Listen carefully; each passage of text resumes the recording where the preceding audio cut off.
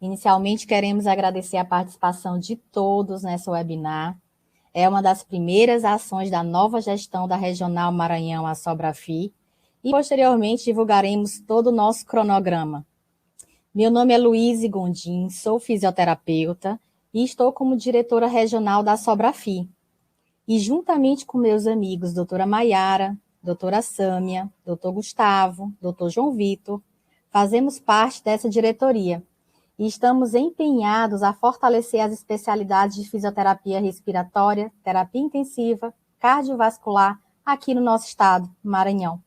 Aproveitamos também para informar que sigam as redes sociais da Sobrafi e acompanhem as ações e todos os documentos produzidos. E não esqueça, vamos fortalecer o associativismo. Se associem à Sobrafi, a maior associação de especialidades a nível nacional. Vamos lá para a nossa programação de hoje, né? Então, para iniciar essa webinar sobre assistência fisioterapêutica ao paciente adulto e pediátrico no pós-Covid, com essas duas profissionais expertises na área, aproveito já e agradeço o aceite do convite, sendo uma honra para todos nós.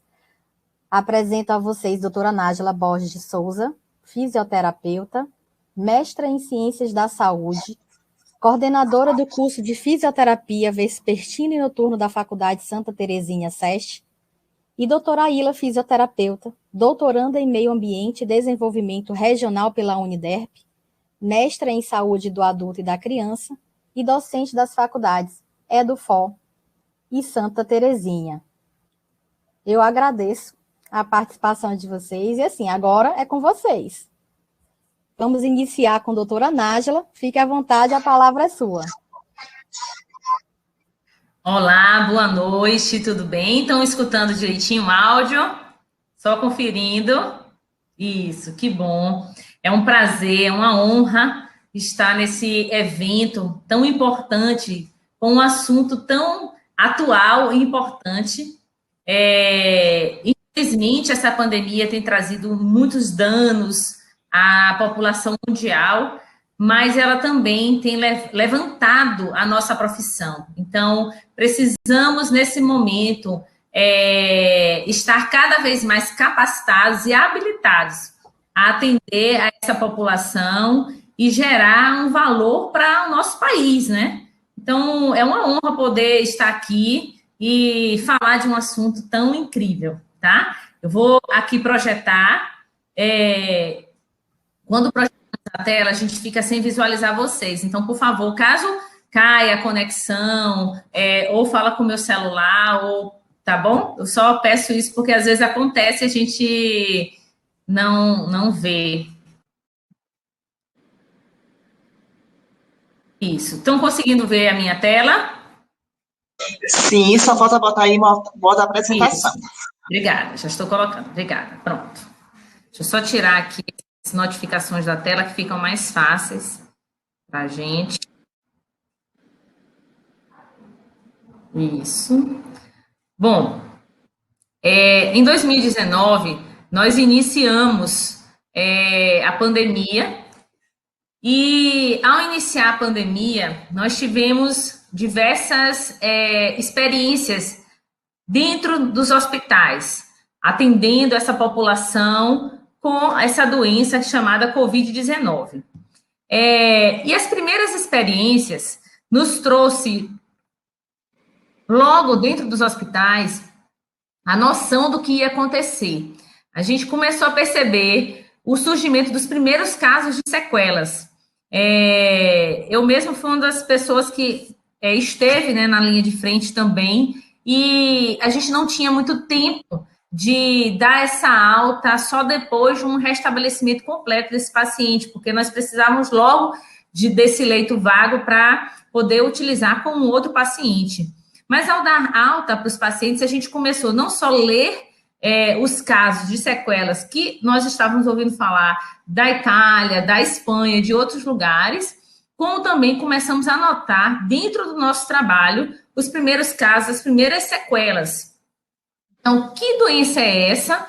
O Ministério da Saúde classificou em 3 tipos de sintomas, eu não vou perder muito o tempo, né, falando sobre isso, mas seriam sintomas leves, moderados e graves, E no início nós achávamos e nós acreditávamos que os sintomas, as sequelas, estavam diretamente relacionadas apenas aos casos de sintomas graves.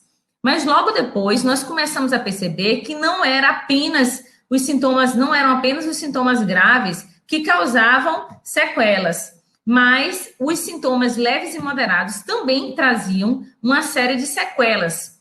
E essas sequelas eram diversas, essas complicações eram diversas. E eu me lembro como hoje, em uma live, o nosso colega doutor Daniel Lago, ele disse assim, ele falando sobre as sequelas, logo no início da pandemia, ele disse assim, e agora? Será que nós estamos preparados para atender essas sequelas, esses sintomas que vão vir pós o Covid? Será que nós temos profissionais capacitados? Que sequelas são essas? Ele começou a trazer à tona, e aquele foi o momento que gerou um start em mim e em nós aqui da nossa instituição, para começar a estudar um pouco mais, a conseguir compreender um pouco mais a respeito dessas sequelas. Então, fomos estudar quais eram as principais sequelas, as principais complicações, e vimos o seguinte, que as principais complicações estavam relacionadas à questão do sistema cardiopulmonar, principalmente daqueles que foram intubados, que ficaram em ventilação mecânica, e aí tudo relacionado a esse tempo de intubação prolongado, a esse tempo de ventilação mecânica prolongada, a esse tempo de uso de drogas, como bloqueadores neuromusculares, sedativos, posições, um paciente muito imóvel por muito tempo. Então, tudo isso, a gente começou a notar que as principais complicações eram nítidas, né? Fora as lesões mesmo de parênquima pulmonar, causando fibroses, atelectasias, derrames pleurais, na parte cardíaca, insuficiência cardíaca, alteração na fração de ejeção e uma série de outras situações cardíacas relacionadas à Covid-19. É interessante que a gente está aqui falando dos casos graves, né? Mas eu acompanhei um caso leve, uma pessoa que ela apenas teve febre e não teve desconforto respiratório, não necessitou usar oxigênio, não internou, não tinha tido nenhuma complicação. Teve uma dor retroesternal e logo depois ela foi fazer uma caminhada, um tempo depois, e começou a evoluir com ataque cardíaco severa, e ela descobriu que 20 e poucos dias depois, quase 30 dias depois, ela evoluiu para um derrame pericárdico. E a gente começou a se preocupar, porque não eram apenas os casos graves que traziam complicações, mas casos leves como esse e moderados também complicavam. Em relação ao aparelho músculo-esquelético, porque a gente, óbvio que nós estamos aqui no momento de fisioterapia respiratória, mas a fisioterapia respiratória não fala só do pulmão, né? Fala de um paciente, de um ser humano de forma integral. Não tem como nós cuidarmos do sistema cardiopulmonar sem pensarmos em todos os órgãos e sistemas do indivíduo. Então, o aparelho músculo-esquelético também evoluindo com diversas comorbidades, como osteoporose, necrose vascular, foram algumas relatadas, o uso dos corticosteroides em longo tempo, em alta dose, também gerando miopatias severas, alterações ósseas, contraturas. Interessante que eu participei de uma mesa redonda com um grupo de pessoas relacionadas a distúrbio temporomandibular e alterações cervicais por conta da posição prona. E a gente discutiu muito sobre isso, capsulites adesivas, alterações como úlceras de decúbito, rouquidão, perdas de dente e a fraqueza adquirida, né, pela própria internação prolongada e o uso das medicações, gerando hipotrofia severa. Então, eu acredito que a gente ainda está conhecendo todas as patologias e todas as complicações que essa doença traz. Uma outra característica bem importante no pós-Covid, eu estou trazendo essas questões aqui porque nós vamos ter que discutir lá na frente, na avaliação e no tratamento, tá? É a síndrome da fadiga crônica, que ela não está relacionada a uma questão apenas muscular, mas ela pode estar relacionada a uma questão neurológica e também reumatológica. Então, é importante que seja avaliado. essa fadiga, ela está muito presente na fase aguda, mas algumas pessoas evoluem com a continuidade dessa fadiga muscular, aquele cansaço mesmo, a pequenos esforços, não cansaço respiratório, a gente está falando de fadiga muscular no período de convalescência. Bom, dos distúrbios neurológicos eu não vou me deter, a professora Aila vai ficar um pouco mais entrando nessa área, que é a área que ela mais atua hoje em dia. Então, vimos vários distúrbios neurológicos que se continuam no pós-Covid e a gente também vai precisar dar atenção a esse tipo de paciente. Nós temos também a síndrome dos cuidados, pós-cuidados intensivos. Então, a gente já conhece também que é a fraqueza adquirida relacionada a essa imobilidade, alterações de controle glicêmico por conta do uso dos corticosteroides e dos os bloqueadores neuromusculares, algumas alterações psicológicas, e aqui eu chamo a atenção de vocês, e alguns pacientes que eu atendi no pós-Covid, que nós atendemos no pós-Covid, eles cursam com, às vezes, síndrome do pânico, depressão e ansiedade. Esses sintomas, eles vêm dificultar a nossa reabilitação pós-Covid, porque o paciente ele tem dificuldade de aceitar novos desafios por conta dos sintomas psicológicos. Então, eu tive vários casos, eu tive um caso que eu começava a caminhar com ele no pós-Covid, e ele começava a chorar, parava, ele achava que ele ia morrer se ele continuasse andando. Inclusive, eu quero deixar um dado aqui interessante, e até se a professora Aila puder depois falar algo a respeito, eu achei interessante, até o Borg, né, a escala de Borg, fica alterada quando esse paciente tem sintomas psicológicos, porque, às vezes, a sensação de fadiga, de dispneia dele está relacionada a uma ansiedade e não necessariamente a um distúrbio respiratório. Então, naquele momento é importante a gente poder compreender como é que estão os sintomas psicológicos, né? O cognitivo fica muito comprometido, muitas pessoas com alterações da memória, principalmente da sinestesia, das questões visuais e espaciais, tá? Então, precisando ser trabalhado, e acredita-se que esses distúrbios cognitivos vão permanecer por algum tempo. Então, quando a gente viu tudo isso, e o doutor Daniel, ele falou sobre aquilo, eu falei, gente, por que não iniciarmos logo um projeto onde nós iríamos atender essas pessoas que haviam passado pela Covid-19. Isso foi pensado em maio de 2019 ainda, onde todos estavam ainda muito preocupados com a questão hospitalar. A gente já começou a se preocupar com a questão pós-alta, porque nós sabíamos que nenhuma instituição ainda tinha condições suficientes de parar para pensar e estruturar um serviço voltado para essa população que ia estar sofrendo. O que nós fizemos, então?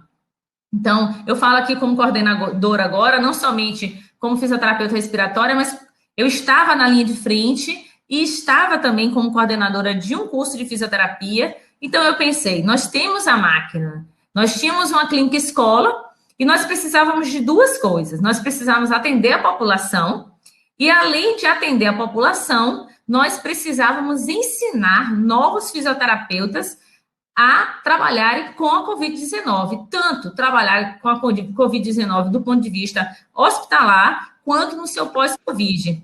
Então, fizemos uma adaptação em relação a tudo que nós tínhamos como instituição e tomamos essa decisão de iniciar um projeto que atendesse essa população. Bom, naquele momento, pouco se sabia, mas começamos com reuniões, planejamentos. A professora Aila participou, eu a convidei e foi ótimo, porque nós tivemos várias pessoas envolvidas e começamos a estudar tudo que tinha e como é que nós poderíamos dar essa assistência a essa população que necessitava tanto de atendimento. Então, aqui está a nossa equipe inicial. Eu quero deixar claro que, apesar de nós falarmos aqui, vamos falar de fisioterapia, mas nós entendemos que o paciente pós-Covid, ele precisa de uma equipe, e essa equipe, ela precisa trabalhar de forma interdisciplinar para que a gente consiga conquistar o resultado, o objetivo e as metas propostas para o tratamento dele. Então, dentro dessa equipe, nós não tínhamos apenas fisioterapeutas, mas tínhamos enfermeiros, nutricionistas, psicólogos e vários outros, né, envolvidos, administradores, para que a gente conseguisse gerar um atendimento de qualidade. Eu me lembro que em um dos momentos, numa das aulas, durante a pesquisa, o doutor Lucas Cacau falava o seguinte, que é impossível reabilitar um paciente do ponto de vista da sua força muscular inspiratória se nutricionalmente ele não estava bem. Então, a gente começou a entender que era realmente uma equipe pensando junto, e começamos a pensar junto nessa questão do pós-Covid, e no início era tudo muito novo, da mesma forma que foi tudo muito novo para a gente dentro dos hospitais, foi muito novo para a gente dentro da clínica escola. Eu acredito que, nós somos o primeiro serviço aqui no Maranhão de pós-Covid, e a gente não sabia muito como é que a gente ia receber esses pacientes, tá? Mas estávamos ali com coragem, com fé de que íamos conseguir contribuir para a população. Geramos um fluxo para atendimento desses pacientes, e esses pacientes, eles passavam por uma consulta com a enfermagem, e logo depois ele ia ser avaliado pelos outros profissionais. Não demorou muito, a gente precisou começar a entender um pouco mais a respeito dessa avaliação, do que nós faríamos com esses pacientes, e que nem sempre aquele paciente clássico, um tratamento clássico ia acontecer. Então, eu vou contar algumas histórias aqui que aconteceram com vocês. Mas traçamos, baseado no que a própria Sobrafi trouxe e nos estudos que nós fizemos também de outros locais, como seria a nossa avaliação inicial. E aqui eu vou me deter apenas a parte cardiorrespiratória, tá? Nós não vamos falar dos outros comprometimentos, porque o paciente pós-Covid é imenso. Nós temos diversas fichas de avaliação, temos diversas áreas de atuação na nossa clínica escola. Então, nós temos o paciente que teve comprometimento musculoesquelético, neurológico, cognitivo, e ele vai ser atendido de acordo com a necessidade dele inicial. Mas, se a necessidade inicial dele for primeiro cardiopulmonar, ele vai para o setor de respiratória ser avaliado. Mas, se não for, a gente vai pensando cada tratamento de acordo com a avaliação que a gente fazia. Como é que nós começamos, tá? A avaliação da força muscular, nós realizamos a avaliação baseada no score de MRC, e nos testes manuais também o uso de dinamômetro, para que a gente possa avaliar a força muscular de membros superiores, membros inferiores e tronco, quando a gente precisava, tá? Em alguns casos, era possível observar neuropatias e distúrbios periféricos de força, ou por posicionamento, ou por realmente um comprometimento neurológico. Então, o MRC é avaliado quando a gente queria ver a força muscular de uma forma global. Mas, quando a gente via que havia um comprometimento específico de algum membro, então, sim, partia-se para avaliação específica daquele músculo. Um outro dado importante seria a amplitude de movimento. Muitos pacientes evoluíram com alteração da sua flexibilidade, principalmente os idosos, e nós precisamos, sim, avaliar essa amplitude de movimento através da goniometria, tá? Outra parte muito importante de ser avaliada era a função, a capacidade funcional do paciente. Então, todo o nosso tratamento é baseado na avaliação da função. E como avaliar essa função? Então, inicialmente, pensamos na escala de capacidade funcional. A professora Ila vai falar sobre ela colocou nos slides dela essa escala, e nos testes de função. E como é que a gente podia avaliar essa função e o seu desempenho? O tradicional teste de caminhada de 6 minutos, mas entenda, nem todos os pacientes conseguem passar pela avaliação do teste de caminhada com 6 minutos no primeiro momento. Muitos chegam com redução da saturação a mínimos esforços. Muitos chegam, mesmo que não tenham uma diminuição da saturação, eles evoluem com um Borg muito alto nas primeiras passadas. Então, por conta disso, tivemos que fazer algumas adaptações quando fomos avaliar o desempenho. Então, instituímos também o teste do degrau, porque no teste do degrau você conseguia fazer menores esforços para conseguir avaliar. Outro teste que serve para testar equilíbrio, mas também desempenho, é o teste de time up and go, ou o teste de sentar e levantar também. Então, eu atendi em nível domiciliar alguns pacientes, e muitos deles só conseguiam fazer o teste de sentar e levantar por 1 minuto apenas. Alguns nem conseguiram. Eu tive um paciente pós-Covid, já em casa, que ele só conseguiu fazer 15 segundos do teste de desempenho. Óbvio que depois de todo o momento de tratamento, ele conseguiu avaliar e nós fechamos o tratamento dele com o teste de caminhada, avaliando o seu desempenho. Então, eu quero deixar aqui claro, porque o teste padrão ouro é o teste de caminhada de 6 minutos, né? Você mede 30 metros e nesses 30 metros você vai solicitar que o paciente caminhe, a gente vai avaliar quanto que ele caminhou, avaliar Borg, saturação, frequência cardíaca. Porém, apesar dele ser padrão ouro, nem sempre ele consegue ser aplicado pela condição que o paciente se apresenta, tá? Aqui nós estamos falando de um atendimento em uma clínica, em um local, um ambulatório, mas você também pode realizar esse atendimento em casa. E é importante que você consiga perceber se a saturação desse paciente está estável e é sobre a necessidade do uso ou de algum tipo de dispositivo de ventilação não invasiva ou de uso de oxigenoterapia durante o seu treinamento, tá? A função respiratória foi medida, a força por manovacometria, também avaliávamos quando necessário, peak flow, ou se o paciente pudesse, ele realizaria uma espirometria. Como nossa clientela é o SUS, então a gente opta mais por manovacometria quando necessário, tá bom? Em relação à avaliação do tônus, usamos a escala modificada de Ashworth, que é bem clássica, bem fácil de aplicação em casos de pacientes que apresentem hipotonia. Vamos só fazer aqui uma diferenciação entre tônus e trofismo, que são duas coisas distintas, e a gente precisa compreender isso. Também é importante avaliar a fadiga desse paciente para que possamos acompanhar e ver se realmente o treinamento aeróbico está melhorando a fadiga nesse caso. Gente, qual é o nosso maior desafio hoje? O nosso maior desafio é trabalhar fazendo uma prática baseada em evidências. Esse é o maior desafio que a gente tem dentro da COVID. Por quê? Que evidência nós temos, né?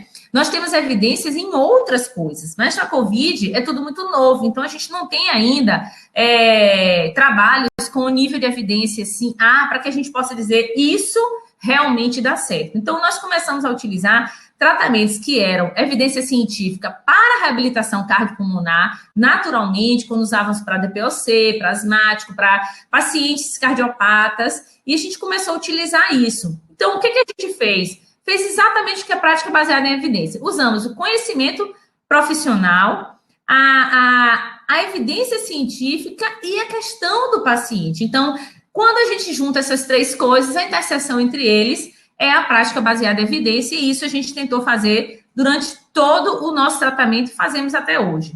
Sempre tendo metas e objetivos bem claros com os nossos pacientes. Então, já recebemos pacientes cadeirantes por conta da COVID, pacientes que têm dificuldade, que saturam os pequenos esforços, que precisamos usar oxigênio. Então, tudo isso é importante que esse paciente saiba de onde ele está e para onde ele vai. Então, precisamos explicar as etapas do tratamento para o paciente e sempre visar a funcionalidade e a qualidade de vida dele. Então, um dos pacientes que eu atendi, eu disse assim, o que você mais quer hoje? O que você mais quer? Ele disse para mim, Nájila, eu quero ir ao banheiro sozinho. Então, é isso que a gente precisa entender, né? Para ele, qualidade de vida era voltar a ter independência nas atividades de vida diária dele, e a gente foi treinar justamente isso, né? Fomos treinar tudo, inclusive isso. Lembrar sempre que devemos tratar a causa e não só o sintoma. Então, essa fadiga, qual é o motivo dessa fadiga? Essa fadiga está acontecendo por uma neuropatia ou por uma diminuição do trofismo. Então, quando eu vou pensar em PBE, eu tenho que saber exatamente a causa para que a gente consiga. Sempre, durante toda a sessão, esse paciente tem que estar monitorizado quanto à sua saturação de oxigênio, quanto à sua frequência cardíaca, e sempre reavaliando o cansaço, a dispneia, a sensação de cansaço através de escala de Borg, tá? Avaliar também dor e fadiga sempre que for necessário. Lembrando que suplementação de oxigênio, ventilação não invasiva, para melhorar a tolerância aos exercícios, é importante. Então, existem alguns pacientes que precisamos utilizar. Eu tive um paciente em domicílio que eu precisei solicitar o O2 por questões de ansiedade e também porque o paciente saturava, as duas coisas. Então, quando ele via a saturação dele reduzir, como ele estava com distúrbio de ansiedade, eu não conseguia progredir o treinamento com ele. Então, eu precisava do suplemento do oxigênio para conseguir seguir com o treinamento. E na medida que ele foi melhorando a tolerância ao exercício, a gente foi desmamando esse oxigênio durante os exercícios. Ele não usava em repouso O2, mas nos exercícios ele precisava usar. E aí a gente conseguiu desmamar ele do O2, hoje ele está totalmente reabilitado, faz absolutamente tudo, inclusive já está em prática de atividade física com o educador físico, com o professor de educação física. Estou olhando aqui meu tempo para não passar o tempo. Bom, como é que esse tratamento acontece em termos de treinamento aeróbico? Porque o padrão ouro hoje seriam os treinamentos aeróbicos. A gente vai ter que avaliar as fases do tratamento, lembrando que logo após a alta hospitalar ou então ainda dentro do hospital, você pode iniciar a fase 1, baseado na frequência cardíaca máxima, você pode usar a fórmula de Carbonem ou Tanaka, depende do serviço, você vai, junto com sua equipe, escolher como calcular a frequência cardíaca máxima. Se você tiver ergospirometria, você pode calcular consumo máximo de oxigênio, e aí você vai trabalhar em médici, e aí fica melhor ainda. Mas se você não tem, é possível você trabalhar baseado na frequência cardíaca máxima, sendo que na fase 1 você vai trabalhar com entre 40% e 50% da frequência cardíaca máxima, tendo um Borg sempre menor do que 3 e uma duração no máximo de 20 minutos de treino aeróbico. Que treino aeróbico pode ser esse, Nájila? Pode ser um cicloergômetro, pode ser uma caminhada. Se a pessoa ainda não consegue caminhar, o cicloergômetro é possível. Pode ser alguns exercícios que você faz em beira de leito, como marcha estacionária, ou então em casa mesmo. Na fase 2, esse paciente já se apresenta melhor, com a tolerância ao exercício melhor, e você pode já aumentar um pouco essa frequência cardíaca máxima e também o Borg, e aumentar também o tempo. E na fase 3, você já sobe essa frequência cardíaca, e aí também você vai aumentar a duração. Gente, toda vez que eu vou prescrever um treinamento, saiam dessa 3 séries de 10. 3 séries de 10, não é 3 séries de 10. Um treinamento, ele é prescrito baseado na sua frequência, duração e intensidade. E você vai ter parâmetros mais fidedignos para você pensar como é que você progride de um para outro. Nájila, como é que eu passo de uma fase para outra? A tolerância desse indivíduo ao exercício, com esse Borg cada vez melhor, você vai conseguindo crescer e deixar mais forte. Diga. Logo de imediato. O exercício muscular para fortalecimento, ele é importante. Ele pode iniciar com ativos livres e para resistido. Nós tivemos um caso de uma paciente que passou muitos meses internada. Eu acho que, se eu não me engano, foi mais de 60 dias de ventilação mecânica invasiva. Chegou cadeirante lá na nossa clínica escola. E esse caso foi muito difícil para a gente treinar nesse nível aqui. E o que nós fizemos? Uma casadinha muito legal, onde nós começamos a fazer o treinamento aeróbico e os exercícios de força dentro da água. Então, a fisioterapia aquática nos auxiliando nesse paciente que teve muita perda de função do ponto de vista músculo-esquelético e neurológico. Então, aquele paciente que não consegue treinar fora da água, dentro da água, a gente conseguia trabalhar a frequência cardíaca e trabalhar um Borg melhor, porque ele não sentia dor e a água aquecida aliviava. E ali a gente começou o treinamento resistido e houve uma dobradinha muito bacana nesse treinamento. Quando pensamos em treinamento muscular inspiratório, você pode usar tanto o Trichode como o Power Brief. Trichode já não se fabrica mais, o Power Brief é uma realidade, não é tão caro assim. O paciente pode ter o seu Power Brief em casa, se você pensar em treinamento em domicílio, tá? Lembrando que você pode querer treinar tanto força quanto endurance, tá? E muitos pacientes você mede e a força tá boa, mas ele queixa que cansa. Então, aí você não vai trabalhar força, você vai trabalhar a resistência desse músculo respiratório, tá? E aí o valor da PI máxima e o tempo vão ser diferentes se você tiver como intenção a endurance, você vai trabalhar de 30% a 40% da PI máxima, de 20 a 30 minutos, e se você estiver pensando em força, você já aumenta a PI máxima, fazendo algumas repetições com intervalos, em séries, com intervalos de 1 a 2 minutos para você trabalhar a força. Alguns casos, os pacientes chegam com ainda discretos derrames pleurais, derrame pleural, atelectasia. Eu vi muita atelectasia em banda, ainda nas bases. Então, às vezes, precisávamos lançar mão de reexpansão pulmonar desses pacientes, tá? E é importante a gente entender. E se eu estou em domicílio? Ou você tem o instrumento, ou você encaminha para algum lugar que necessite. Não dá para você trabalhar a expansão pulmonar com respiron, com incentivador. Não dá para você trabalhar a expansão pulmonar com padrão ventilatório, tá bom? A gente precisa entender isso. Bom, lá na nossa clínica escola, até dezembro, nós conseguimos realizar quase 500 atendimentos presenciais e por teleatendimento, telemonitoramento, e nós temos uma novidade para trazer aqui, a Sobrafy Maranhão, e quem mais estiver nos escutando. Nosso projeto de pós-Covid virou um projeto de pesquisa, e nós estamos com todos os dados já autorizados na plataforma Brasil, e a gente está querendo trazer dados mais concretos sobre o que é esse pós-Covid aqui no estado do Maranhão, mais especificamente na cidade de São Luís, tá? Essa aqui foi a equipe inicial que estava com a gente. E, para finalizar, eu deixo aqui uma frase. Você pode não controlar todos os eventos que acontecem com você, mas pode decidir não ser reduzido por eles. Então, que a fisioterapia ela consiga crescer cada vez mais, dando um atendimento, uma assistência de qualidade na reabilitação desses pacientes. Deixo aqui o telefone para quem precisar agendar consulta para esses pacientes que a gente sabe que precisam tanto do nosso atendimento. Muito obrigada, gente. Eu andei rapidinho para que vocês conseguissem.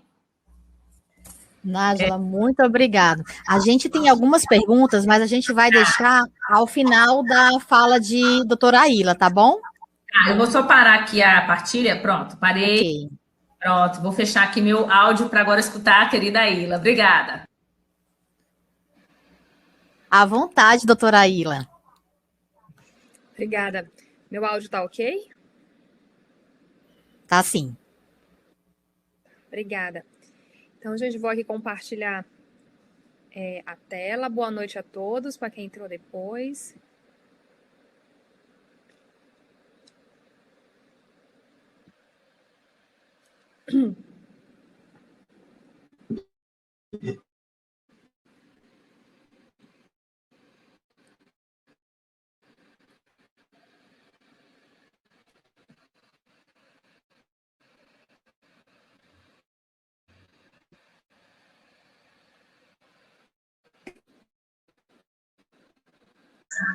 Doutora Ayla, nos escuta?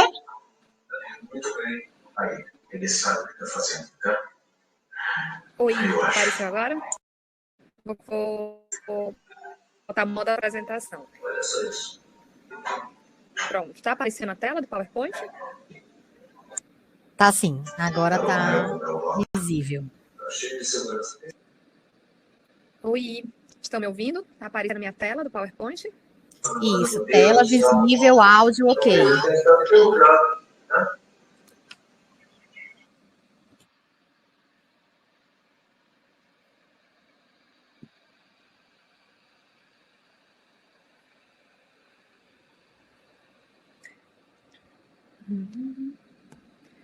Oi.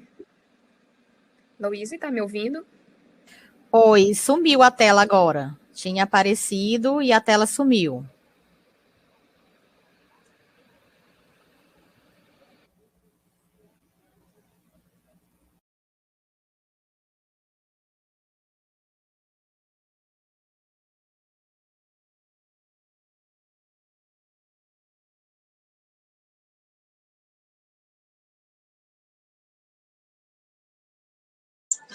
No momento, a todos, a palestrante já irá retornar.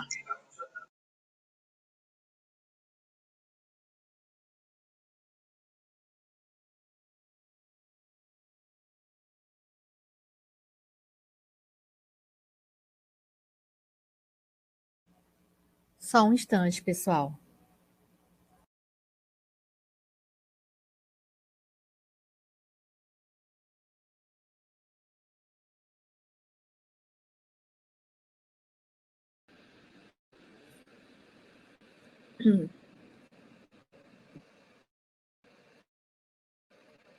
Oi, estou de volta. Estão me ouvindo? Sim, só falta Sim. compartilhar agora só falta compartilhar a sua Ok, já estou apresentação. compartilhando a tela. Só um minuto.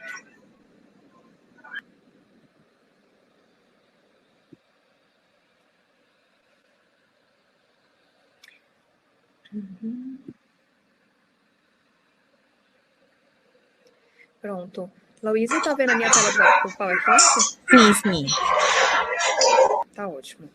Então, gente, dando continuidade ao que a professora Nájila já explicou muito bem, então agora a gente vai ver, né, um pouco da ciência também fisioterapêutica, tanto no paciente adulto, que tem uns detalhes ainda que eu vou abordar, e no paciente pediátrico, que a gente pode esperar, né? A gente está observando que na primeira onda, né, que nós tivemos no início do ano passado, a gente ouviu ao falar, né, de poucos casos de criança. Já na segunda onda, a gente já ouviu muito mais casos voltados para a gravidade das crianças. Então, por isso a importância da gente falar também delas. O que inicialmente a nossa preocupação era de um resultado positivo para a COVID, que nós tínhamos uma possibilidade de gravidade e até mesmo de óbito, tornou-se uma preocupação depois com as suas sequelas. Como a professora Nájila já explicou, né, nós estamos lá na nossa clínica escola com pacientes com sequelas pós-Covid e nós temos diversos graus de gravidade. Nós chegamos a ter pacientes que chegam aparentemente bem, chegam andando, conversando, e ao fazermos a avaliação, notamos vários tipos de alterações, tanto respiratórias quanto motoras. Já tem pacientes que visivelmente eles estão bem mais debilitados. Pacientes que chegam na cadeira de rodas, muitas vezes não por força muscular diminuída, mas por dispneia aos pequenos esforços. E nem sempre é aquele público-alvo que a gente imagina. A gente olha uma pessoa pós-Covid de cadeira de rodas, né, por dispneia aos mínimos esforços, muitas vezes a gente imagina que esse paciente ele ficou grave em uma UTI, ficou entubado, e muitas vezes não. Não é esse perfil que coincide, né, de ser o nosso paciente. Então, isso nos requer muito mais atenção, já que não é o paciente que a gente espera. Bom, a gente já sabe, né, já viu em diversas palestras, né, que a COVID-19 é também, né, o distúrbio de coagulação, onde tem um aumento de dedímero, há uma produção de degradação de fibrina. Além disso, uma tempestade de citocinas, que provavelmente é isso que mais justifica o quadro inflamatório crônico pós-Covid. A gente observa esses pacientes com quadro inflamatório crônico generalizado, né, com principalmente fadiga, é a principal queixa que eles apresentam. Ainda durante o auge da pandemia, nós já vimos, né, diversas notícias falando das sequelas pós-Covid. Então, lá na Clínica Escola, nós começamos o atendimento específico para pós-Covid em julho de 2020 e estamos até hoje com uma demanda grande de pacientes. Então, tivemos notícias que 80% dos recuperados de Covid tiveram sequelas cognitivas, estudos demonstram, né, de acordo com a CNN, que podem persistir por 5 meses aproximadamente. Lá na Clínica Escola, a gente observa que eles ficam, em média, uns 6 meses aproximadamente com esse quadro inflamatório crônico. Outras notícias se perguntando quais são as possíveis sequelas da Covid, outras mostrando a importância da atividade física nesse retorno do pós-Covid. Então, começou-se a estudar cada vez mais sobre o que hoje se chama de Covid longa, ou Covid prolongada, ou a long Covid. Então, a gente começou... Hoje a gente vê diversos estudos falando das sequelas do Covid-19. A gente vê muito mais estudo falando na sequela nos adultos, do que nas crianças. E essa Covid longa, ou prolongada, são os sinais e sintomas que já estamos acostumados a observar, até mesmo em pessoas da nossa família, pessoas do nosso convívio, ou até mesmo a gente, quem teve no caso Covid. Perda de cabelo, ansiedade, muitas vezes cefaleia, amnésia, está sendo uma queixa muito, muito recorrente, dificuldade de atenção, visão diminuída devido à conjuntivite, trombose retiniana, zumbido, perda de olfato e paladar de uma forma mais prolongada, e mesmo quando retorna, não retorna no 100%, palpitações, dispneia aos médios esforços, tosse seca persistente, náuseas, vômitos, diarreia, e assim a gente vê tantas sequelas. Sem falar das sequelas psicológicas. O mais comum que a gente está vendo é transtorno de ansiedade generalizada. Então, a gente vê um público que ainda tem um pânico, o medo de morrer, incerteza do futuro, e tudo isso vai influenciar na sua recuperação. Como a professora Nájila estava falando, que o Borg, muitas vezes, na escala de Borg, não condiz com o quadro realmente relatado.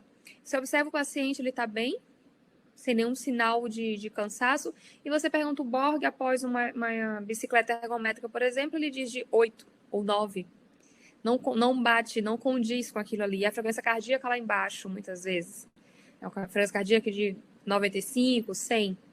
Então, a gente vê que é um quadro de ansiedade generalizada muito importante e que está interferindo muito na recuperação desses pacientes. Então, a gente se pergunta o que será que causa todas essas sequelas pós-Covid?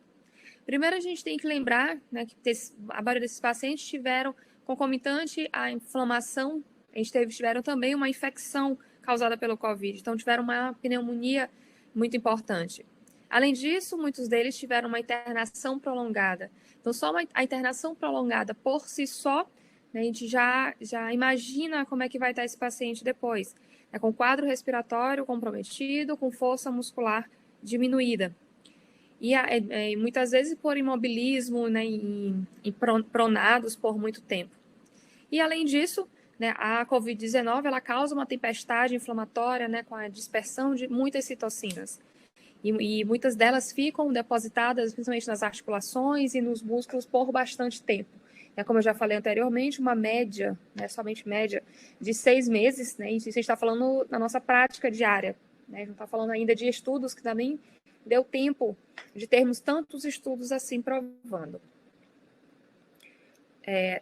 Esse aqui foi o estudo que saiu agora, essa semana, foi essa semana, e aí ele já fala de sequelas 6 meses após os pacientes que tiveram Covid.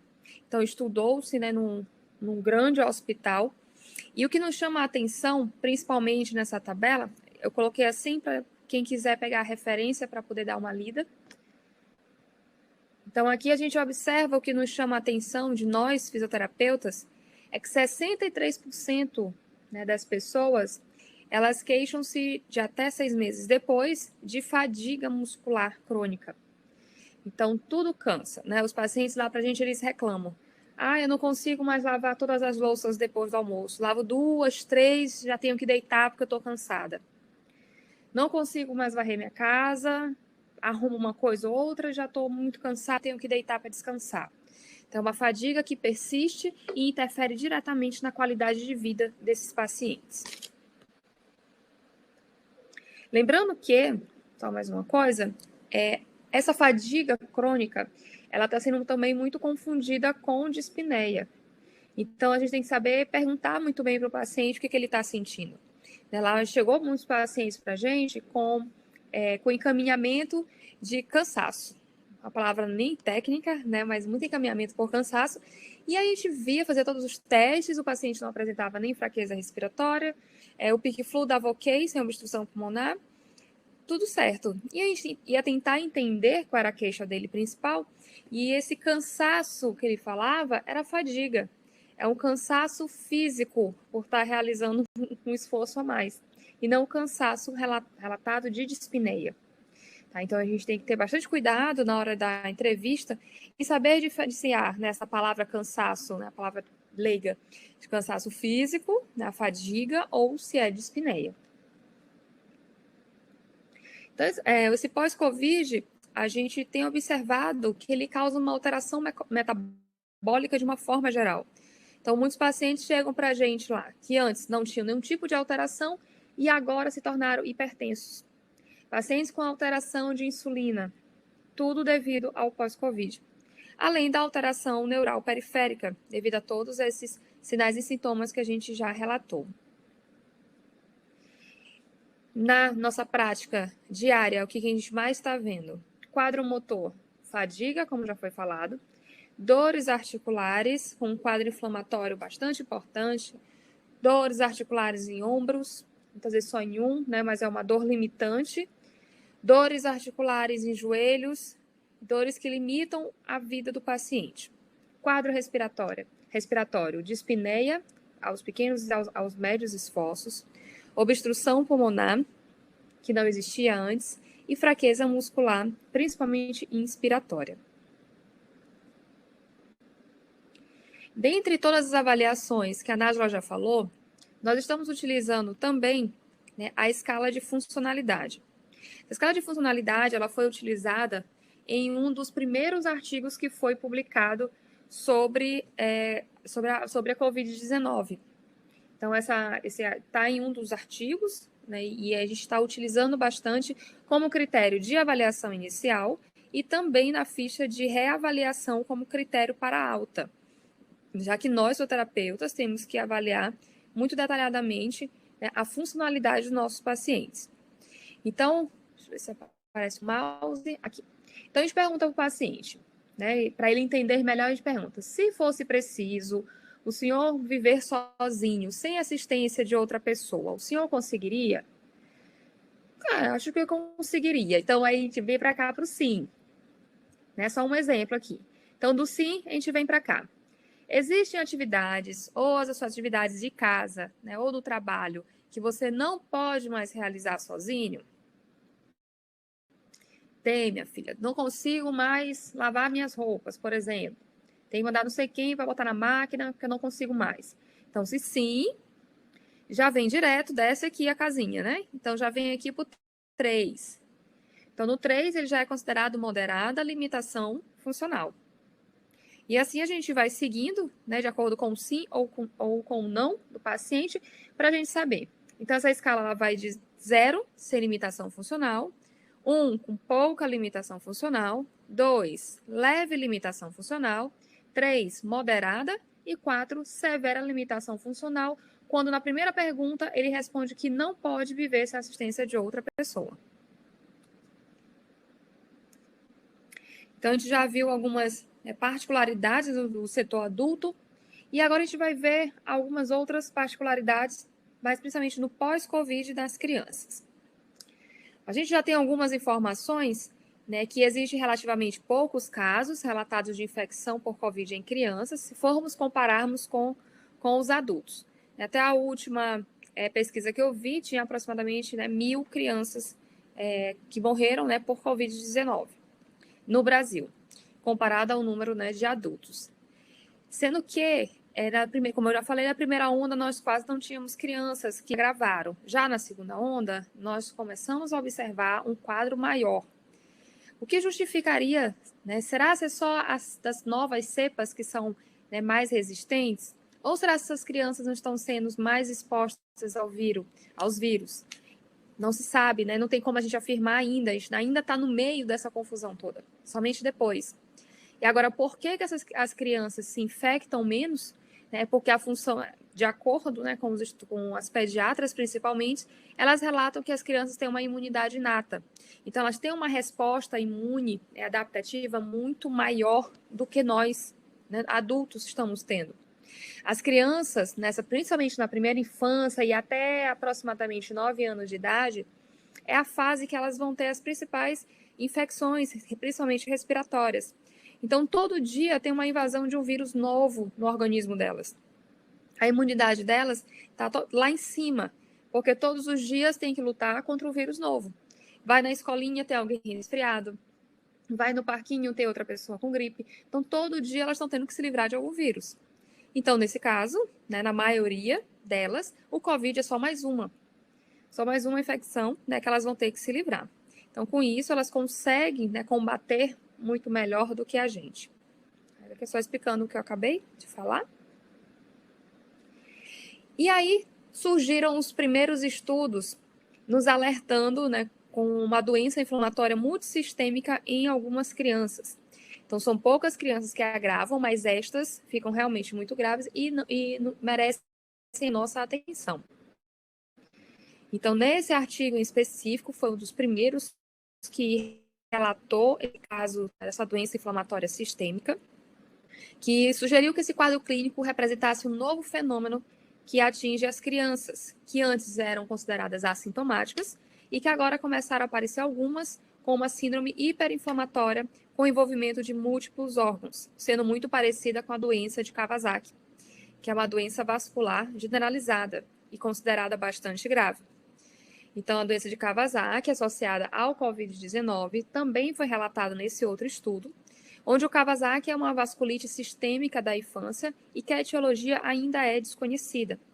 Então, as complicações mais graves nestas crianças que podem acontecer vão ser miocardite aguda com insuficiência cardíaca, arritmias e aneurismas arteriais coronarianos, sem falar também do comprometimento renal. Aqui para a gente ver como é que acontece o quadro clínico dessas crianças com Kawasaki, para ficar um alerta quando essas crianças, né, a criança com Covid começar a apresentar alguns sintomas um pouco mais diferentes que vão preocupar mais. Então, olhos vermelhos, lábios e boca com descamação e vermelhidão, palmas das mãos muito avermelhadas, edema importante nos pés, descamação das mãos e manchas vermelhas na pele.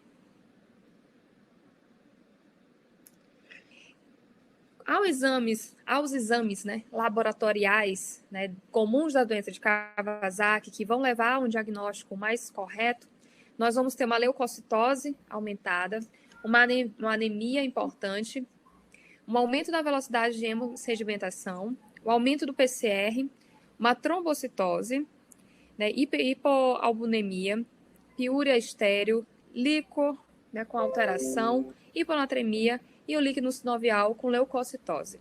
Então, a gente vê um quadro inflamatório sistêmico, além de um quadro infeccioso também muito importante. Então, a gente tem que ficar em alerta, principalmente pelo comprometimento cardíaco destas crianças com Kawasaki associada.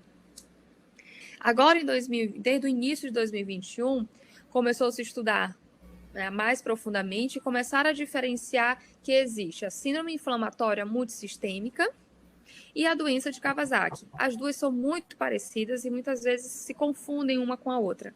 Mas para diferenciar, a síndrome inflamatória multissistêmica, ela acontece em crianças um pouco mais velhas, a partir dos 9 anos de idade, aproximadamente. A troponina elevada, há uma transitória disfunção miocárdica e choque também, e a ferritina elevada. Já na doença de Kawasaki, o que vai diferenciar vai ser mais prevalente em crianças mais novas. As manifestações clínicas naquelas fotos que a gente viu vão ser muito semelhantes, né, entre uma e outra. A diferença principal vai ser que troponina e ferritina não se elevam. Então, está sendo diferenciado porque é o que vai direcionar o tratamento medicamentoso. Então, as sequelas cardiovasculares, como o aneurisma de coronária, que é a mais comum, elas se mostram mais comuns em crianças que tiveram a síndrome multissistêmica inflamatória pediátrica, ou seja, em crianças mais velhas.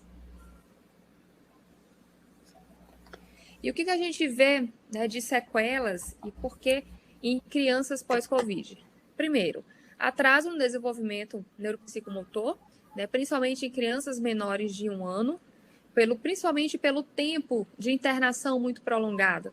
Então, seria muito parecido com as crianças que ficam muito tempo em UTI neonatal ou UTI pediátrica. Já que sabe, no primeiro ano tem as principais aquisições motoras.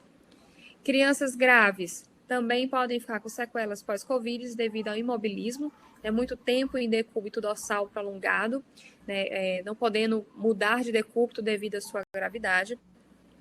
Inflamações sistêmicas, como dor e edemas articulares e musculares, que impedem a movimentação, e anemia grave. Em crianças maiores, a gente já tem um quadro clínico um pouco diferente. Nós temos essa publicação, também agora recente, um estudo publicado em abril de 2021, mês passado, que foi realizado na Universidade de College, em Londres. Então, eles estudaram crianças com uma idade média de 10 anos, 46 crianças internadas por Covid. Então, 24 tiveram síndrome inflamatória pós-infecção. Dessas crianças, 14 apresentaram encefalopatia, 24 apresentaram cefaleia, 5 ataxia e 6 crianças apresentaram alucinações. Então, a gente vê uma diferença entre o quadro clínico de crianças maiores para crianças menores. Aqui eu vou dar um exemplo de uma mãe relatando o seu filho para a gente entender melhor no dia a dia como é que está acontecendo esse pós-Covid em crianças. Então, olha só, o João, uma criança de 5 anos, ele acorda rouco todos os dias desde que contraiu o Covid-19, que aconteceu um mês atrás. Ele não chegou a ser internado, mas desde então, tosse sem parar, tem uma coceira irritante e incessante no nariz, passou a salivar muito mais, sente cansaço nos braços e uma dor que vem e vai no pé esquerdo. Então, essa criança já tem 5 anos de idade e relata esse quadro clínico mesmo depois de não estar mais com Covid. Olha só a nossa importância, a importância de nós, fisioterapeutas, na vida destas crianças. A gente consegue se enxergar, já atendendo essa criança só por esse quadro clínico. Todo mundo aqui já deu uma vontade de atender essa criança para ela melhorar. Tosse sem parar, coceira irritante e incessante no nariz, muita salivação, cansaço nos braços, fadiga e dor no pé esquerdo. Tudo para o fisioterapeuta, certo? Então, esse está sendo um quadro clínico muito comum nas crianças. Devido a ter uma quantidade menor de crianças atingidas no pós-Covid do que os adultos, poucos estudos ainda nós temos publicados. Os países que mais estão estudando pós-Covid em crianças atualmente estão sendo a Suécia, a Itália e o Reino Unido. Então, esses países eles estão começando a observar melhor e a tratar melhor essas crianças. Então, a maioria dos pacientes dessa faixa etária, de 5 a maior até 9 anos aproximadamente, elas estão apresentando um quadro clínico de pós-Covid de insônia, congestão nasal, fadiga, dificuldade de concentração e dores, principalmente articulares, associadas com edema. Agradeço a todos, estou à disposição para esclarecermos e tirarmos nossas dúvidas.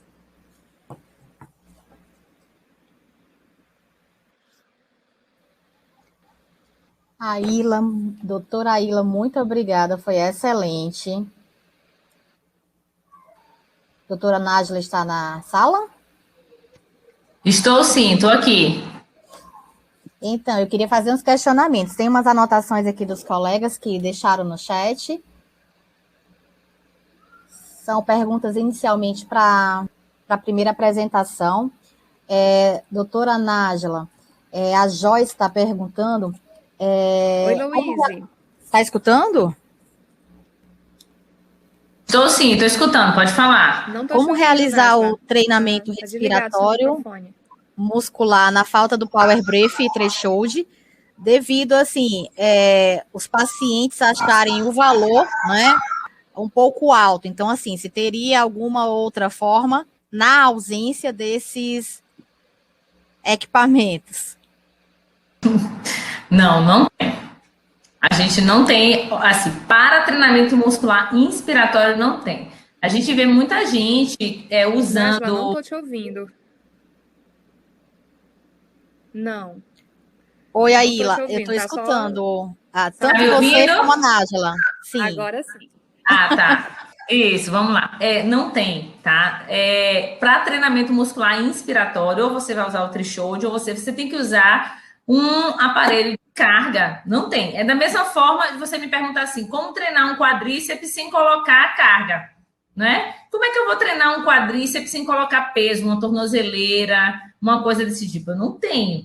Eu não tenho como virar o paciente numa posição que o diafragma enfim, eu não tenho como fazer isso. As pessoas acreditavam antigamente que era possível, usando os incentivadores, fazer isso, mas não é possível com o paciente em ventilação espontânea, sem. Tem que usar, tá? Eu desconheço realmente isso. Eu sou do tempo que eu conhecia a professora Azeredo. Né, Luiz? Você conheceu também, né? E ele tinha umas Olha, tu não histórias de fala colocar. nossa idade não, Nájila, por favor.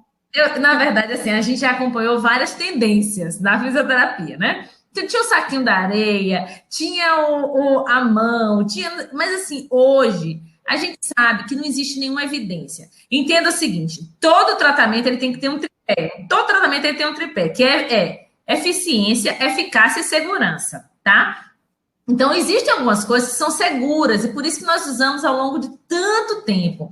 Porém, elas não são nem eficazes nem eficientes. Então, elas caíram no desuso e a gente sabe que não tem nenhum tipo de eficiência, por isso que a gente não tem. Tem que ter o aparelho. Ok, tem mais um questionamento aqui. Para doutora Aila e doutora Nájila. Qual o mínimo de saturação durante os... Qual o mínimo de saturação... Louise. Está ouvindo, Olha, Nájila? qual o mínimo de saturação aceitável durante os exercícios? Será que o problema é aqui comigo? Que eu não estou ouvindo.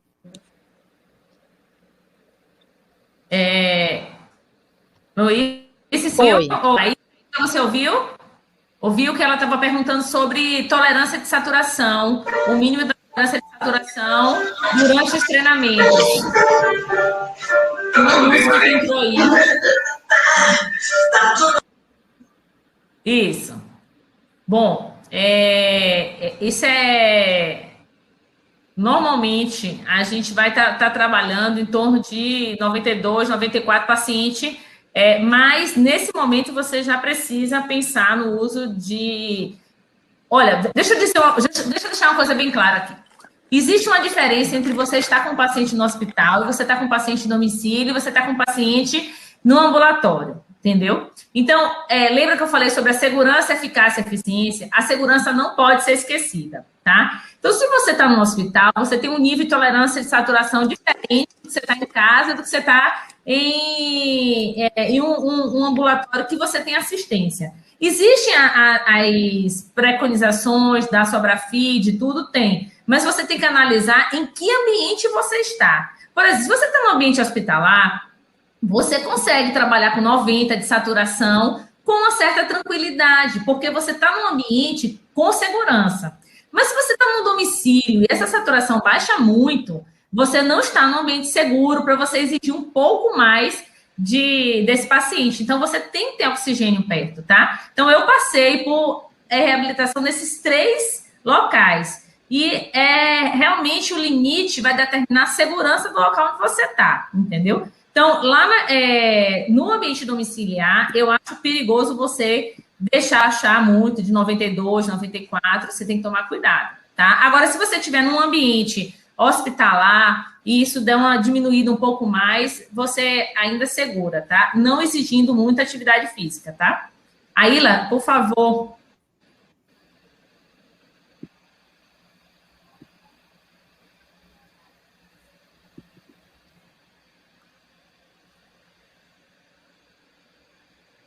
Aila? Eu acho que ela não está ouvindo. É a internet. Eu também acho. Ruim, A conexão dela tá baixa, gente, que tá travando o vídeo. Tá. Deixa eu fazer, então, continuar com os questionamentos quando ela retornar. Nájila, tem outra pergunta aqui, olha só. Pode falar. Gostaria de saber se o Respiron caiu em desuso ou se ainda pode ser um bom aliado. Eita! Hoje Ai, mesmo eu Daniel estava aqui, conversando ai, sobre Daniel isso. aqui. Não, não deve ser utilizado mais, tá? O Respiron, ele realmente, assim... Gente, vamos ver o seguinte. Sabe enxugar gelo? Então, para que eu brinco com os meus alunos, assim, que às vezes a gente tem a síndrome do jaquê. Já que eu tô aqui, deixa eu fazer mais não sei o quê. A nossa identidade profissional, o fisioterapeuta alia a identidade profissional dele no fazer.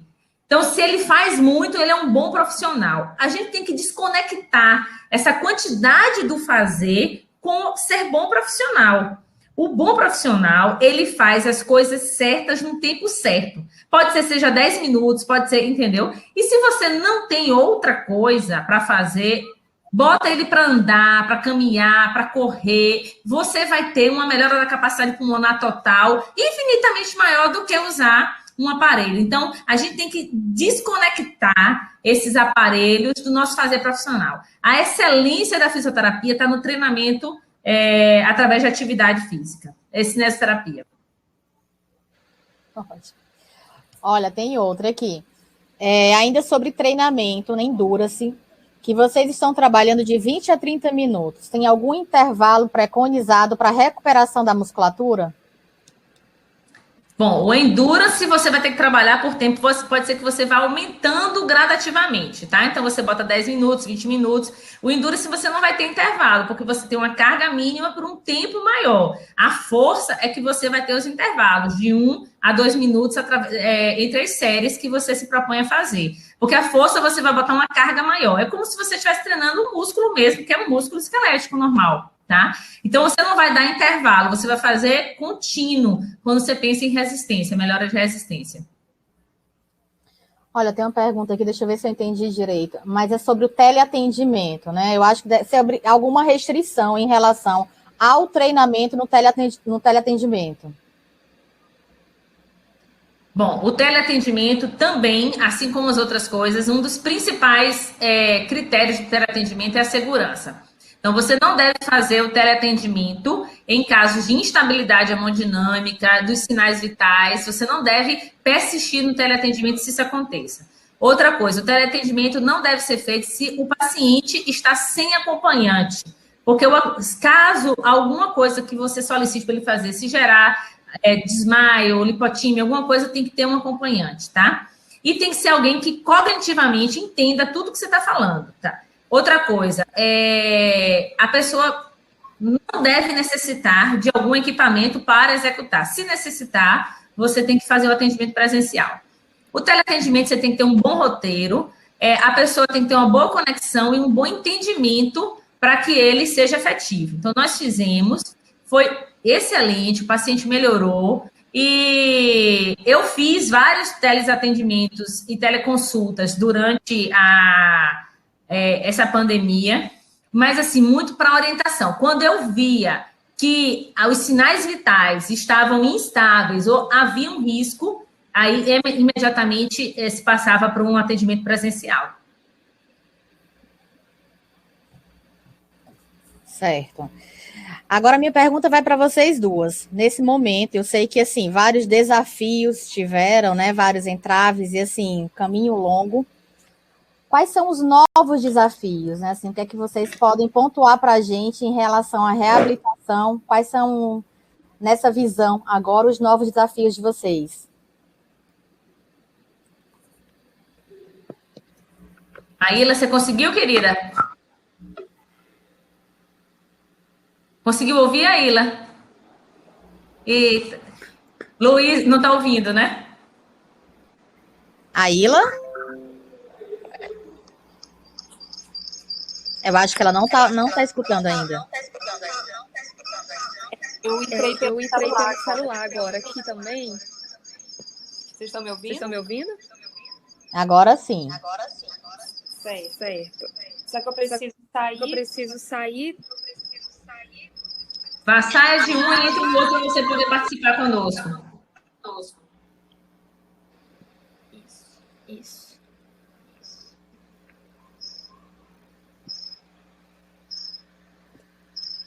Tá me ouvindo, Luiz? Será que ela conseguiu? Conseguiu, Aila? Oi, acho que sim. Conseguiu. Pronto. Pronto, ela está disputando.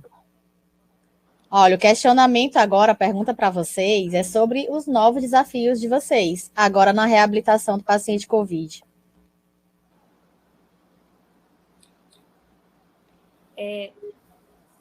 Uma coisa que eu até esqueci de falar, que assim, os nossos pacientes, eles têm nos dado uma resposta muito boa em menos tempo do que a gente esperava. Quando a gente fala de uma inflamação generalizada por 6 meses, não significa que eles estão lá com a gente por 6 meses, né? A gente já consegue fazer uma reavaliação. Essa está sendo a média, tá? Não é sempre, mas é uma média de 1 mês e meio a 2 meses de atendimento fisioterapêutico. Essa é a média de tempo que a gente está conseguindo dar alta para esses pacientes. Eles já não apresentam nenhum tipo de alteração respiratória, nem força muscular, nem obstrução. Já consegue fazer o teste de degraus também sem nenhum tipo de alteração e força muscular também. Então, esses pacientes estão conseguindo nos dar uma resposta antes até do que a gente imaginava, porque, pelo menos no setor respiratório. O problema está sendo dores crônicas, né, por um tempo mais prolongado. E aí isso a gente encaminha ou para o setor de fisioterapia, lá no setor adulto, né, que é a motora, ou a gente encaminha para a fisioterapia aquática, que está tendo uma resposta também excelente. Tem uma aceitação muito boa. A gente sabe que a fisioterapia aquática trabalha não somente a parte física, né, mas também a parte psicológica, com o transtorno de ansiedade que a gente está vendo, insônia também. Então, está um setor muito requisitado no momento. Bom, eu vou na mesma linha de raciocínio que a Ila. Na verdade, Luiz, eu vou englobar um pouco mais do que o Covid, tá? Do que a Covid. Nós tivemos no mundo uma sequência de viroses que deixam sequelas musculoesqueléticas. Então, nós começamos com a dengue, depois nós evoluímos para as arboviroses, e aí a gente tem chikungunya, zika e a zika em gestantes, e logo depois a gente pegou a Covid. O que aconteceu? Eu estava conversando com um doutor em imunofisiologia sobre isso. A gente teve uma discussão.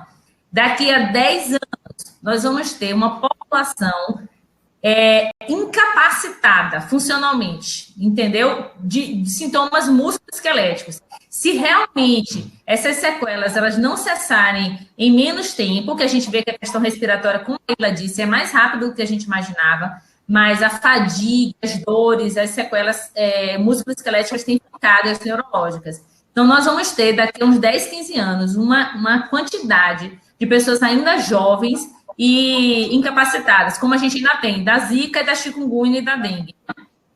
Vai juntar com o Covid. Então, eu vou além do Covid.